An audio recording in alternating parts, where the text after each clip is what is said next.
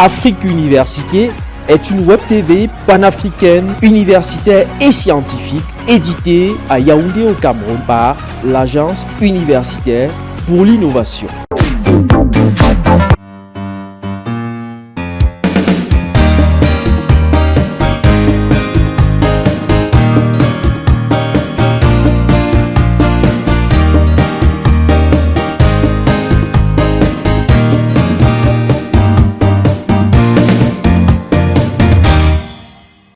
Bonjour et bienvenue à Question pour un chercheur sur Afrique Université TV, c'est l'édition numéro 3.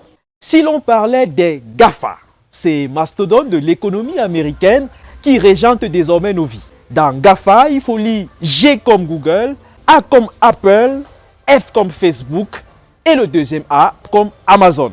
Le problème avec les GAFA, c'est qu'elles ont une vie secrète qui fait de chaque utilisateur une sorte de victime inconsciente.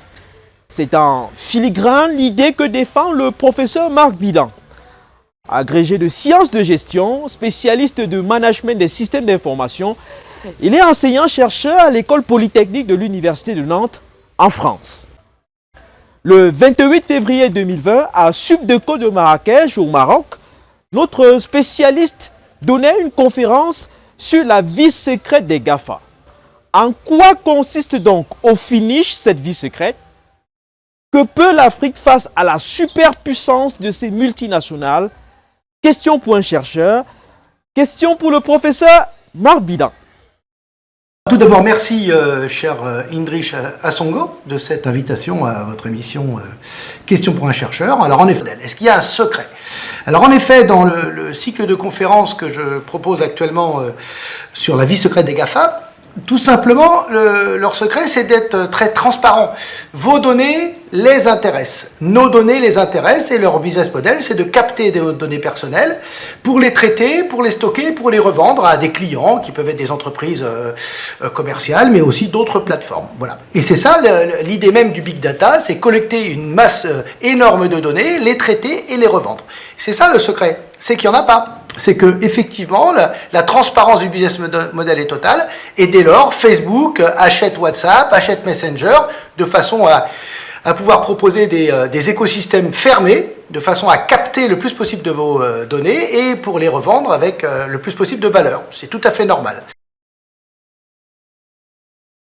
Bien sûr que oui, dès lors qu'on manipule 2 à 3 milliards d'usagers quotidiens, oui, il y a une force de frappe, une puissance, il y a des logiques d'influence, de manipulation, bien sûr, il y a des dérives. Maintenant, ces dérives sont aussi le fruit de la complicité implicite des usagers que nous sommes, qui donnons un peu facilement des photos, des vidéos, des avis, sans toujours vérifier qu'ils sont pertinents, qu'ils sont justes et qu'ils sont tout simplement objectifs.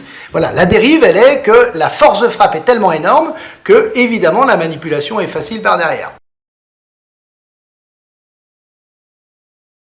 Pas forcément, pas plus, pas moins qu'ailleurs.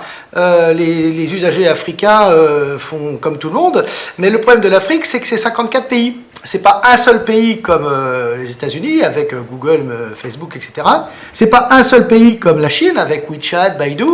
C'est 54 pays. Donc effectivement, l'Afrique, comme l'Europe d'ailleurs, est fragilisée par rapport à la puissance de ces plateformes, puisqu'elle répond en ordre dispersé. Et donc les plateformes sont plutôt aisées, plutôt facilitées dans leur rôle de fragmentation du continent et dans leur positionnement économique et qui est souvent en position dominante. Donc oui, il y a une dérive qui est due à la force de frappe, à la puissance de ces plateformes et à nous, nos continents, que ce soit Europe ou Afrique, qui sont fragmentés. Alors, paradoxalement, l'Afrique a peut-être intérêt, comme l'Europe, à plaider pour devenir client. L'usager que nous sommes n'a aucun droit, on donne des informations à disposition d'une plateforme. Dès lors qu'on serait client, dès lors qu'on paierait même $1, €1 par an pour utiliser Facebook ou pour utiliser Twitter ou autre, on aurait des droits, on serait client. Et bizarrement, cette approche-là d'un usager sans droit vers un client avec des droits, puisqu'il y aurait un contrat, c'est quelque chose dont ne veulent pas parler et dont ne veulent pas entendre parler les plateformes. Et peut-être que l'Afrique, collectivement, pourrait plaider avec quelques-uns, dont je suis, pour essayer de faire passer l'usager comme client, et dans ce cas-là, il aurait des droits. Il aurait aussi des devoirs, hein, pas de haine, pas de manipulation, pas de fake news, mais en contrepartie, on aurait des droits, puisqu'on serait client. Voilà, merci Monsieur Asongo, et je donne rendez-vous aux étudiants, aux doctorants, aux chercheurs, lors de mes conférences sur la vie secrète des GAFA, puisque effectivement, je suis assez fréquemment en Afrique. Vous savez désormais que chaque donnée que vous entrez sur votre compte Facebook est une denrée vendable pour Mark Zuckerberg et ses associés.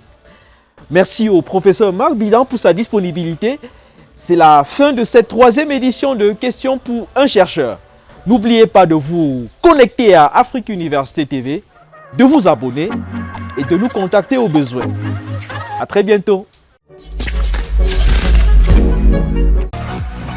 Afrique Université est une web TV panafricaine, universitaire et scientifique éditée à Yaoundé au Cameroun par l'Agence universitaire pour l'innovation.